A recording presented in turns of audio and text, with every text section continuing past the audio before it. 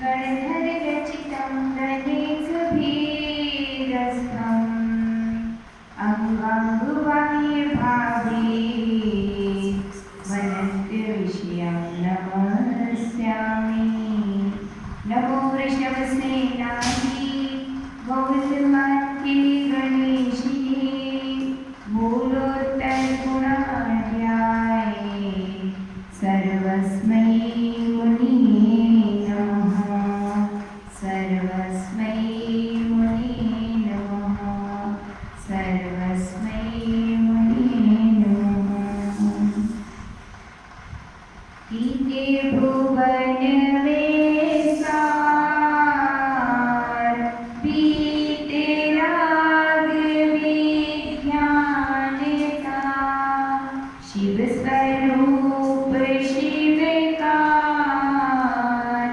नमो त्रयोग समाधि जी बोलिए नित्यानंद ब्रह्म सिंह भगवान की दिवाली के खजराची आदिनाथ भगवान की 1000 चिंतामणि पारसनाथ भगवान की परम पूज्य सरितराश्रम देवनाचार्य गुरुवर विराट सागर जी महाराज की परम पूज्याचार्य श्री 108 विभव सागर जी महाराज की परम पूज्य मनीश्वर 108 अध्ययन सागर जी महाराज की द्वादशांगी जिन्नानी माता की समय जैन भगवती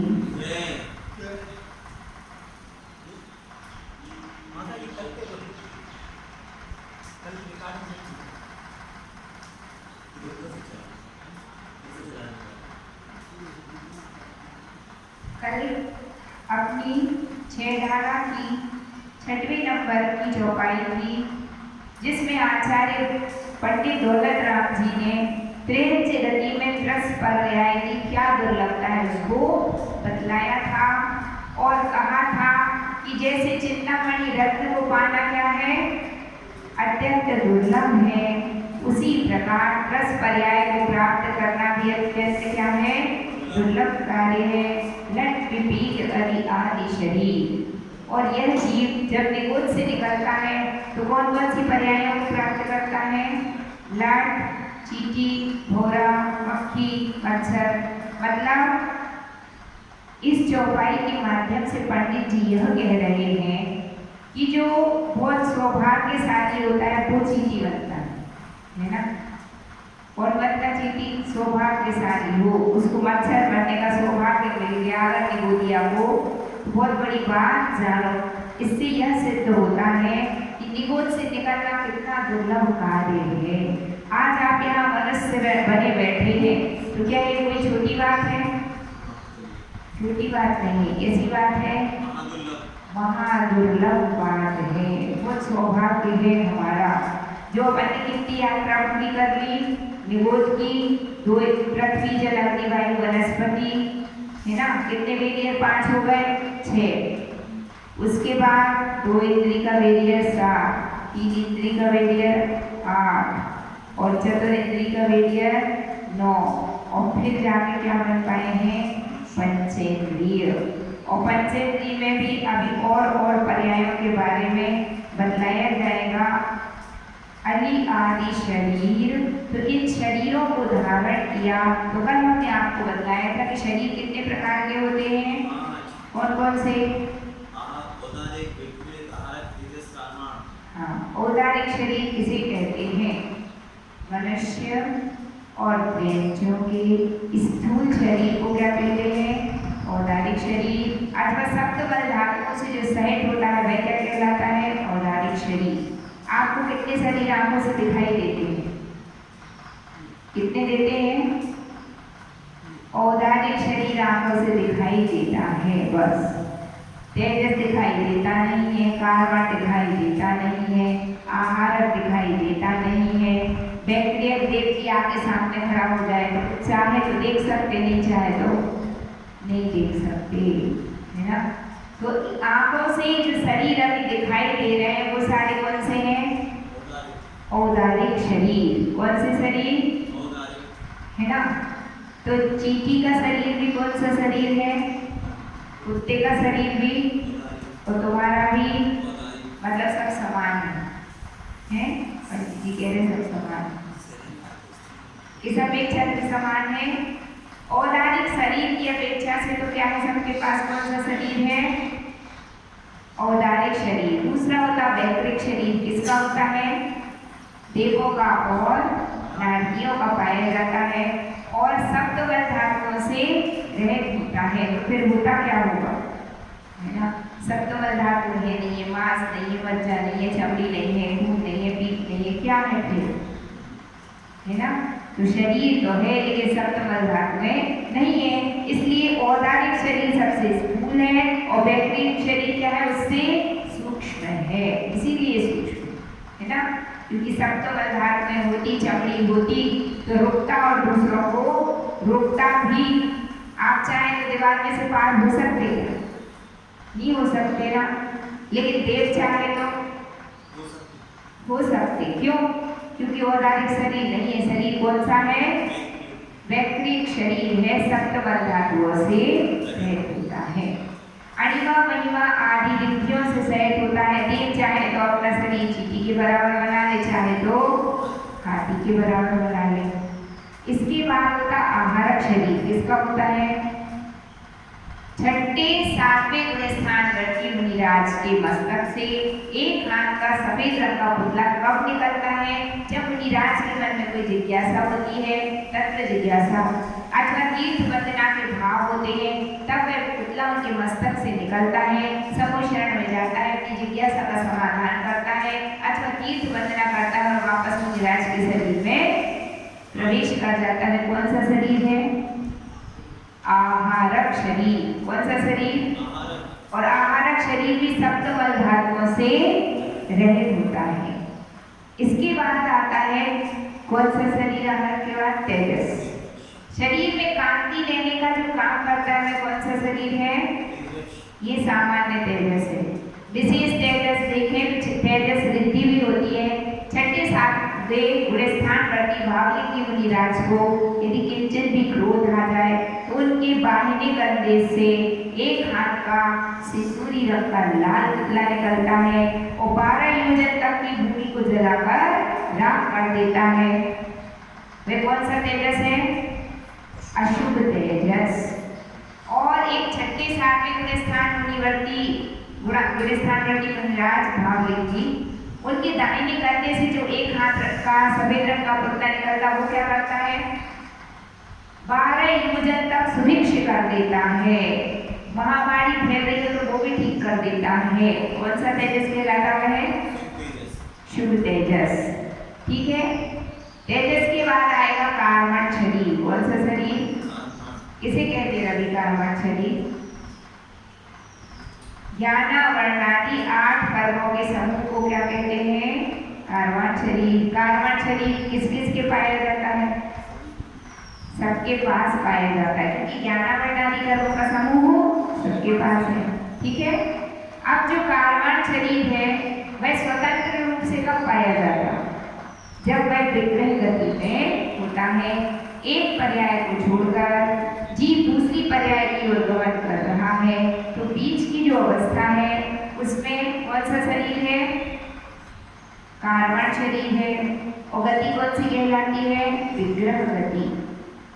इसके बाद पंडित जी ने क्या कहा कि इन पर्यायों को, इन शरीरों को इस मनुष्य ने, इस जीव ने अनेकों बार धारण किया और धर धर भयो सही बहु पी, है ना। मक्खी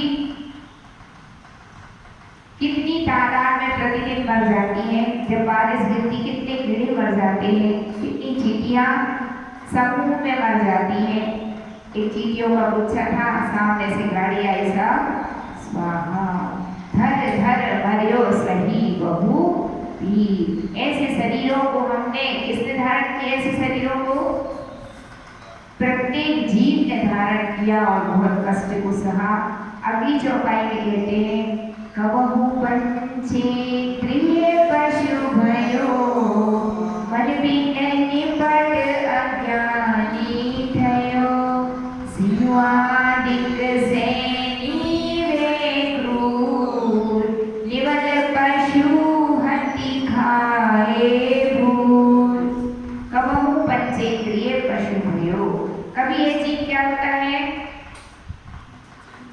पंचेंद्रिय जैसे जैसे बना 4 इंद्रिय तक की यात्रा हो गई पूरी। अब कहाँ आया? कब हो? कभी पंचेंद्रिय त्रियंच बना पर मन बिन निपट अज्ञानी थियो। पंचेंद्रिय बनने का सौभाग्य तो मिल गया, लेकिन क्या नहीं मिला? मन। तो मन किसे कहते हो? मन का काम क्या है? किसे कहते हैं मन? जो शिक्षा और उपदेश को ग्रहण करता है, विचार कर सकता है अपने हित और अहित का, उसका नाम क्या है? मन। और मन कितने प्रकार का होता है? तो आचार्य भगवान कहते हैं 2 प्रकार का मन होता है। कौन कौन सा 2 प्रकार? एक अच्छा मन और एक यही प्रकार के क्या? एक होता है द्रव्य मन और एक क्या होता है? भाव मन, है ना। द्रव्य मन किसे कहते हैं? हृदय स्थान में कमल की पाखड़ी के आकार का, अष्टदल कमल की पाखड़ी के आकार का क्या होता है? द्रव्य मन होता है, जो कि मनोवर्गणा के परमाणुओं से मिलकर के बना होता है हृदय स्थान में, जिसको हमारी भाषा में हार्ट कहते हैं, है ना। उसको अष्ट पाखड़ी के कमलाकार रूप में क्या कहा गया है? द्रव्य मन। और एक होता है भाव मन, वीर्यान्तराय कर्म और 9 इंद्रिय वर्ण कर्म के क्षयोक्षम से जो सोचने विचारने समझने की क्षमता हमारे अंदर पाई जाती है, उसका जो क्षयोक्षम होता है आत्मा में, वह क्या कहलाता है? भाव मन। यदि भाव मन ना हो तो क्या द्रव्य मन कोई काम करेगा क्या? है ना। द्रव्य मन का फंक्शन किसके निमित्त से होता है? जैसे कि आपने बल्ब लगा दिया, तार भी लगा दिया, प्लग में फंसा भी दिया, बटन भी चालू कर, लेकिन करंट नहीं आए तो बल्ब जलेगा कि नहीं जलेगा? नहीं जलेगा। और करंट होगी तो जलेगा कि नहीं जलेगा? जल जाएगा। तो इसका मतलब क्या है? इसका मतलब क्या है बताओ? है भाव मन है तो काम होगा, है ना। मतलब जो धारा है करंट की, यदि वो होगी तो बल्ब क्या होगा? जल जाएगा। और वो नहीं होगी तो बल्ब जलेगा क्या? नहीं जलेगा। तो द्रव्य मन का कार्य किसके निमित्त से चल रहा है? साहब भाव मन के निमित्त से होता है। आपके पास द्रव्य मन है कि भाव मन? कौन सा मन है? इसने कहा भाव मन। द्रव्य मन भी है और भाव मन भी है। कितने मन सुनी हुई है आपके पास? दोनों मन हैं। और जो केवली भगवान समोसरण में बैठे हैं उनके पास कितने मन हैं? हाँ, तो कौन सा मन है उनके पास? भाव मन है। पंडित जी आपका क्या कहना है? दोनों है। आपका क्या कहना है? भाव मन है और द्रव्य नहीं है। और कोई बोलेगा? नहीं बोलेगा। भगवान के पास भाव मन नहीं पाया जाता है। यदि भाव मन पाया जाएगा तो राग द्वेष हो जाएगा और भगवान वीतरागी नहीं रहेंगे। भाव मन यानी क्या? क्षयोक्षम। मन का क्षयोक्षम पाया जाए, मतलब भगवान के बिना मन के होते? जी हाँ। भगवान कैसे होते हैं? मन होगा तो सब काम कर सकते। काम गड़बड़ करता है वो कौन करता है? संसार परिभ्रमण का कारण क्या है? मन। इसकी गति कितनी है? अति सूक्ष्म, है ना। हजारों किलोमीटर की यात्रा यही बैठे बैठे कर लेता है। ऐसी गति किसकी होती है? मन की। संसार परिभ्रमण कौन करवा रहा है? मन ही करवा रहा है। और मोक्ष भी कौन दिलाएगा? मन ही दिलाएगा, है ना। उसका अवलंबन लेके ही आगे का काम होगा, है ना। तो भाव मन केवली को तो नहीं पाया जाता। पाया जाएगा तो वीतरागी रहेंगे क्या? नहीं रहेंगे। तो भाव मन क्या करता है? राग द्वेष कराने का काम किसका है? भाव मन का। लेकिन भाव मन जब ध्यान का आश्रय ले लेता है, अपने चित्त को एकाग्र कर लेता है तो फिर क्या होता, वह निर्विकल्प दशा में पहुंचा देता है। किसको? आत्मा को। किसको पहुंचा देता है ना। तो उस निर्विकल्प दशा तक पहुंचने के लिए तो क्या करना पड़ता है, बहुत श्रम करना पड़ता। क्या करना पड़ता? बहुत श्रम करना पड़ता है। अनेक भवों की साधना चाहिए। इसके लिए निर्विकल्प ध्यान करने के लिए कितने भवों की साधना? एक भव की साधना से कुछ भी नहीं होता।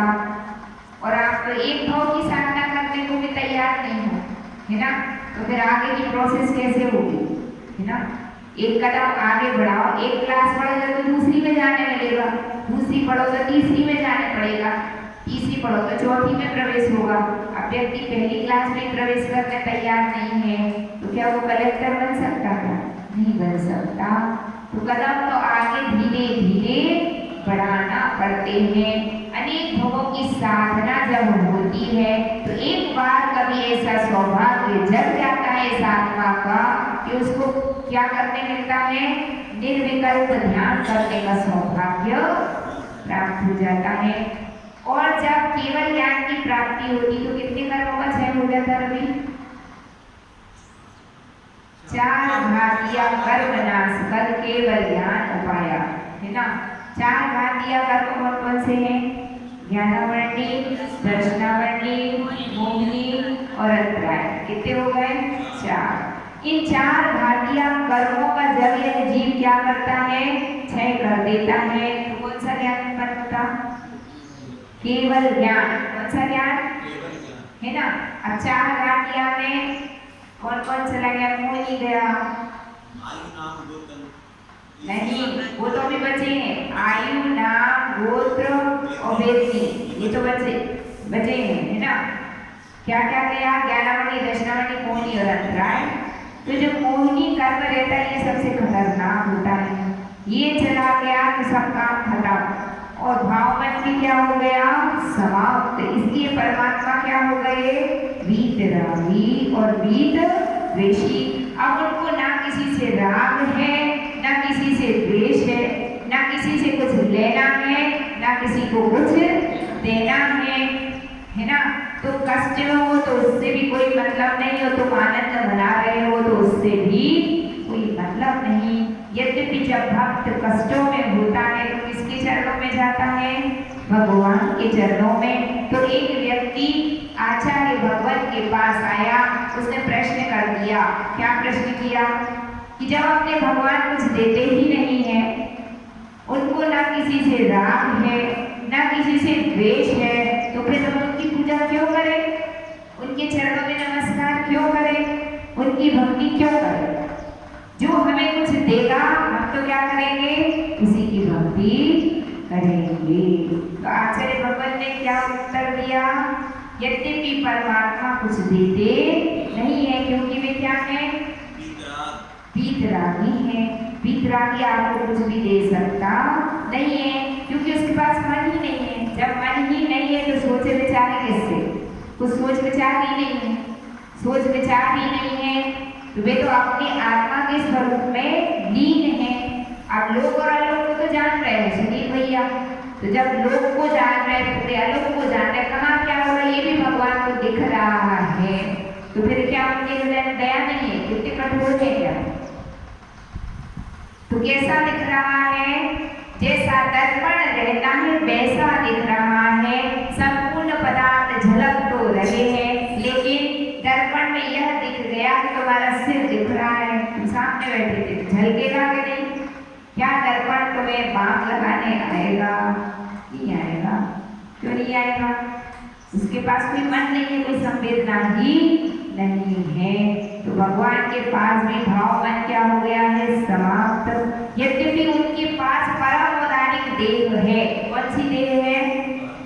परम औदारिक देह है, इसलिए द्रव्यमत तो है, पूरी बॉडी तो है जैसी आपकी उनकी भी है, लेकिन वह कैसी होती है? स्फटिक के समान शुद्ध काया होती है। निगोदिया जीवों से रहित काया होती है, लेकिन भाव मन का क्षय सा मन के पाया जाता नहीं है।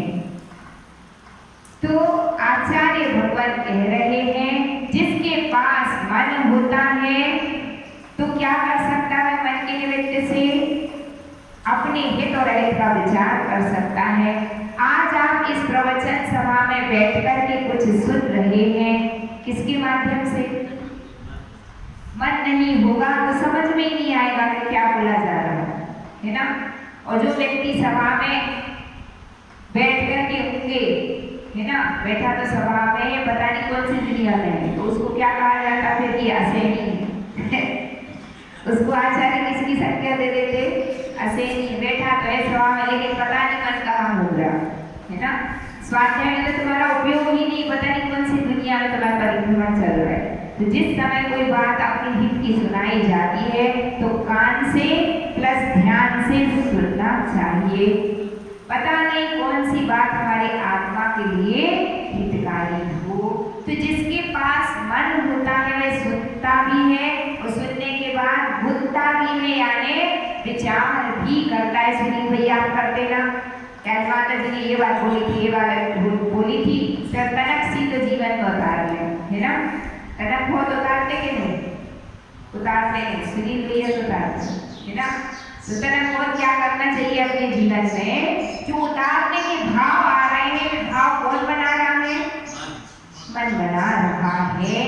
तो पंडित जी कह रहे हैं कि इस जीव को जैसे जैसे पंचेंद्रिय बनने तो मिल गया, लेकिन मन दिन निपट अज्ञानी रहा। मन में ये क्या रहेगा? अज्ञानी रहेगा। अब जो चल रहा है तो चलने दो, गाड़ी जैसी चल रही चल रहे दो। आहार में घर पर निकले चार संज्ञाएं तो चल रही है, लेकिन कुछ अंड गंड है नहीं, कुछ मालूमात नहीं है ना। कर क्या रहे, कहाँ जा रहे, कहाँ हमारी पटरी चल रही, कहाँ गाड़ी चल रही, कुछ होशो हवास नहीं है। किसको नहीं है? जिसके पास मन नहीं है। और मन होगा तो यह कार्य मैंने अच्छा किया, मुझे आज आनंद हुआ, और यह आज कार्य मैंने अच्छा नहीं किया, मैंने इसको चार बातें सुना दी, है ना, इसको डांट दिया, है ना, इसको फटकार दिया, तो मन क्या हो जाता? मन सोचता नहीं ये कार्य मैंने अच्छा नहीं किया। और दान पुण्य धर्म पूजा पाठ इत्यादि कार्य किए तो क्या सोचते? आज हमने बहुत अच्छा किया, इतनी माला फेर ली, इतना स्वाध्याय कर लिया। तो ऐसा विचार कौन कर रहा है? हित और अहित, है ना। हित में हित को ग्रहणकारी कार्य को ग्रहण करना, अहितकारी का परिहार करना, ये काम किसका है? मन का। और यदि मन ना रहे तो निपट अज्ञानी है, मूर्ख है। पंडित जी ने ऐसी बात कही कि कितने बार पंचेंद्रिय बनने का तो सौभाग्य मिला, लेकिन क्या नहीं मिला? मन नहीं मिला। और मन नहीं मिला तो मन के अभाव में तो सारा जीवन मिलना और नहीं मिलना सब क्या है? बराबर ही है। सिंहादिक से ही वे क्रूर केवल पशुपति खाए क्रूर। अब चलो मन भी मिल गया, तो कैसा मन मिला? क्रूर मन। एक होता अच्छा मन और एक कैसा होता है? बुरा मन, है ना। तो जो एक मन रहता है वो सॉफ्ट हार्टेड पर्सन। दो प्रकार के लोग दुनिया में होते हैं। एक तो कैसे होते हैं? बहुत कठोर, कैसे कठोर? सुपारी की तरह, अंदर से भी कड़क और बाहर से भी कड़क, कड़क ही कड़क, कड़पा कड़की का काम है ना। और एक पर्सन वो होते हैं सॉफ्ट हार्टेड होते हैं। कैसे होते हैं? दयालु प्रकृति के। कैसे होते हैं रवि? किसमिस की तरह, अंदर भी सॉफ्ट और बाहर भी सॉफ्ट, दयालु प्रकृति के। कैसी प्रकृति के होते हैं? दयालु प्रकृति के होते हैं, है ना। सॉफ्ट हार्टेड पर्सन और कठोर पर्सन। तो अब जैसे जैसे किसी को क्या मिल गया? सुनो बात, क्या मिल गया? मन तो मिल गया, लेकिन क्रूर मन मिला तो क्या काम था? यदि कठोर मन मिला, दया ही नहीं है किसी के प्रति, तो क्या ऐसा मन किसी काम का है? नहीं है। तो सबसे क्रूर प्राणी कौन सा होता है? क्या माना जाता है? सिंह। सिंह का जो देह है, सिंह की जो पर्याय है, उसमें क्रूरता कितनी है? सिंह को बनकर राजा कहा जाता है और संपूर्ण प्राणी उससे घबराते हैं। अभी यहाँ शेर आ जाए तो क्या होगा? कोई भी प्रवचन सभा में दिखाई ही नहीं देगा। सब क्या होंगे? यहाँ से 9 2 11 हो जाएंगे, है ना। आप थोड़ी नींद खुली उस आके सो रही थी अभी, है ना। तो यदि शेर आ जाए तो क्या होगा, प्रवचन वचन तो एक तरफ, माइक एक तरफ, वो सब पूरे भर जाएंगे। क्योंकि शेर क्या होता है, क्रूर वृत्ति वाला होता है, उसका कोई भरोसा नहीं कब आप अटैक कर दे और आपको पूरा निगल ही जाए। हमें वो घटना अच्छी तरह से याद है, सत्य घटना।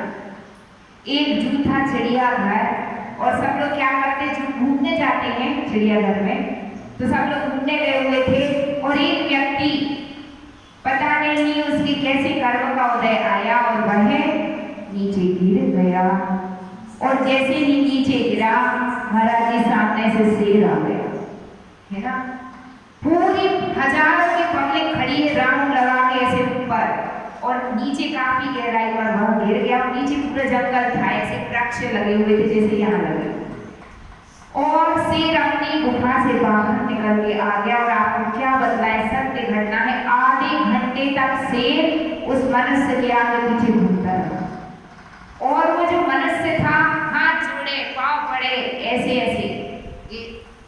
अब शेर क्या समझेगा, तुम हाथ पांव जोड़ रहे हैं, और समझ भी लेगा तो तुम तो उसके शिकार हो। शेर ने उसको चाहा था तो एक झपट्टा लगा के तुरंत उठा ले जा।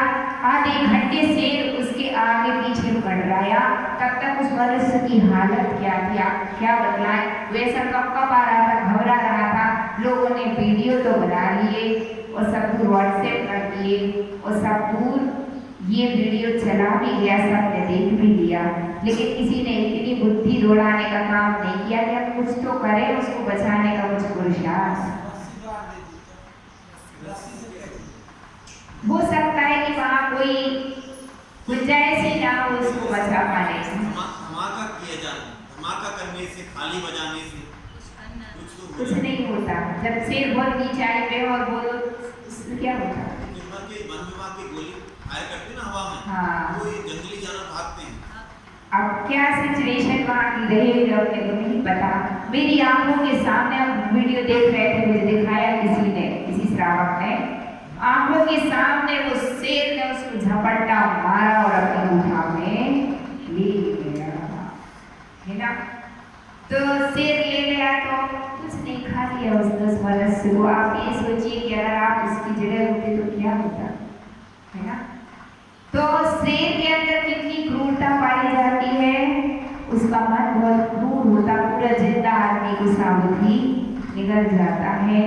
तो ऐसा सिंह की पर्याय किसने प्राप्त की, आप कभी शेर रह के पंडित जी, ठीक है, कहने में थोड़ा संकोच लगता है। उषा तुम शेर रहे क्यों नहीं रही, तुम शेर उषा बनी रही, और सुनील भैया तो सवा शेर रहे, और रवि तो है, आंटी ज्ञानी है, आपका कहना क्या है, सब बन के आए हैं। तो इसका मतलब है कि इस जीव ने भी कभी ना कभी सिंह की पर्याय को धारण किया था। एक शेर वह था जो इसी प्रकार से झपट्टा लगा रहा था, किसके ऊपर, एक हिरण के ऊपर, उसको दबोच लिया। ऊपर से दो चारण वृत्तिधारी मुनिराज आए और संबोधा, है जा सिंह, तुम तो क्या हो, अहिंसा के अवतारी बनने वाले हो, यह कृत्य तुम्हें शोभा नहीं देता। जैसे ही शेर की दृष्टि किस पर पड़ी, उन चारण वृत्तिधारी युवतियां मुनिराज पर पड़ी, तो सिंह को क्या हुआ, जाति स्मरण, पूर्व स्मरण हो गए। ओहो, मैंने पाप किया इसलिए मुझे कहाँ आना पड़ा, सिंह की पर्याय में आना पड़ा। और उसने क्या किया, उन मुनिराजों के हाथ जोड़ लिए, आंखों से अश्रु की धारा बह। आपने ऐसा चित्र देखा होगा किसी मंदिर में टंगा हुआ, देखा कि नहीं भैया, है टंगे क्या, तो उसकी आंखों में से क्या बह गए, शेर की आंखों में से आंसू। तो आंसू बहाने वाला कौन था, कौन था, उसका मन ही था। हिरण पे झपट्टा मारने वाला कौन था, मन ही था। आंसू बहाने वाला भी कौन था, मन ही था। एक क्रूर मन था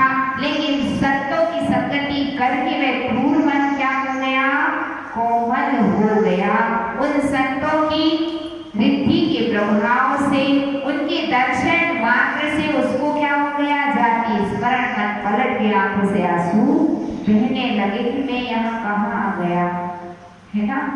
उसको क्या हो गया, तुरंत सम्यक दर्शन की प्राप्ति हो गई और जैसे कोई बालक अपनी माँ के पास पहुंचकर आनंद का अनुभव करता है। कैसा अनुभव करता है, कैसा अनुभव करता है। बच्चा रो रहा हो, किसी ने बात लगा दी, पिटाई, दौड़ के कहाँ जाता है, मम्मी से शिकायत करेंगे तुम्हारी, तुमने हमें मारा। किससे बोलेंगे, मम्मी से बोलेंगे। क्यों, क्योंकि उसको विश्वास है कि ये ही क्या करेगी, मेरी रक्षा करेगी।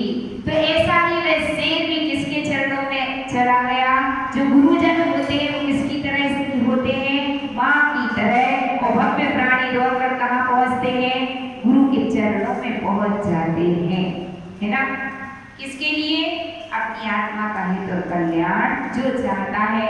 शेर की आंखों से आंसू बह रहे हैं। महाराज ने संलेख का व्रत ग्रहण करवा दिया। शेर ने हिंसा करना छोड़ दिया। अब हिंसा करना छोड़ दिया तो बेचारा क्या खाएगा, क्या घास खाएगा, है ना, खा सकता है। तो धीरे धीरे धीरे अपनी आयु के अंत में संलेखना पूर्वक विधिवत मरण करके स्वर्ग में जाकर के क्या हुआ, देव हुआ। तो उसका क्रूर मन था जिसने क्या किया था, हिरण पे झपट्टा मारा था।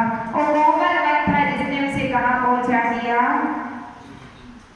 कौन सी पर्याय में, देव की पर्याय में। तो ऐसी पर्याय, क्रूर पर्याय किसने धारण किया, मेरे इस जीव ने धारण किया। निवल पशु हति खाए भूर, अपने से निवल पशुओं को खाया। किसने, शेर ने नहीं, आपने। कब खाया, जब आप सिंह की पर्याय में थे, उस समय किसी पर दया नहीं की। और ध्यान रखना, जितने भी शेर रहते हैं ना, हिंसक पशु, मर करके कहाँ जाते हैं, नरक जाते हैं। बिल्कुल पक्का फाइनल, कहाँ जाना पड़ता है। इतनी हिंसा करेंगे तो कहाँ जाएंगे, नरक ही जाना पड़ेगा। तो शेर कहाँ जाता है, नरक की पर्याय में चला जाता है। तो पंडित जी कह रहे हैं कि ऐसी संपूर्ण पर्यायों को निगोद में 2 इंद्री, 3 इंद्री, 4 इंद्री और सिंह आदि की पर्यायों को किसने प्राप्त किया है, इस जीव ने। अब यह सब बातें बताने की क्या आवश्यकता है। तो ये गाथाएं आपको क्यों सुनाई जा रही है, आपकी ही गाथा आपको सुनाई जा रही है, आपकी ही कहानी आपको सुनाई जा रही है। क्यों, दौल समझ सुन चेत सयाने, काल वृथा मत खोवे, है ना। यह पर्याय मिलना फिर क्या है, अत्यंत दुर्लभ है। तो ये सब कहानी आपको इसलिए सुनाई जा रही है ताकि आप क्या हो जाए, सचेत हो जाए, सावधान हो जाए और अपनी आत्मा के हित के पथ पर संलग्न हो जाए। तो वास्तविकता में यह 6 ढाला ग्रंथ अमृत रस से भरा हुआ है।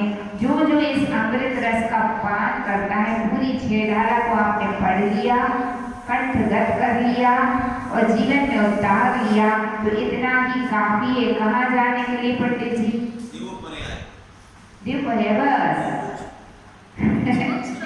निर्वाण प्राप्ति तक की पूरी यात्रा यह करा देगा। और पंडित जी को तो देव पर्याय में जाना, तो चलो वो भी मिल जाएगी, पढ़ कर लो सही पूरी, है ना। और उसको चिंतन करो और चिंतन करके मेरी आत्मा का हित कैसे होगा, उस मार्ग पर अपने कदमों को आगे बढ़ा देंगे। तो विश्वास है भगवान कि मुझे भी एक दिन क्या होगा, निर्वाण की प्राप्ति होगी। इसी भावना के साथ जी बोलिए चिंतामणि पारस नाथ भगवान की जय, देवादिदेव खजराक्षनाथ भगवान की जय। जिनवाणी के ज्ञान से सूझे लोकानो, सोवाणी मस्तक नमो सदा देतो। हे जिनवाणी भारती मातो हे जपो दिगरे, जो तेरी शरणा गहे सो पावे सुख जय। देव भजो अरिहंत श्रुत घुर सेवा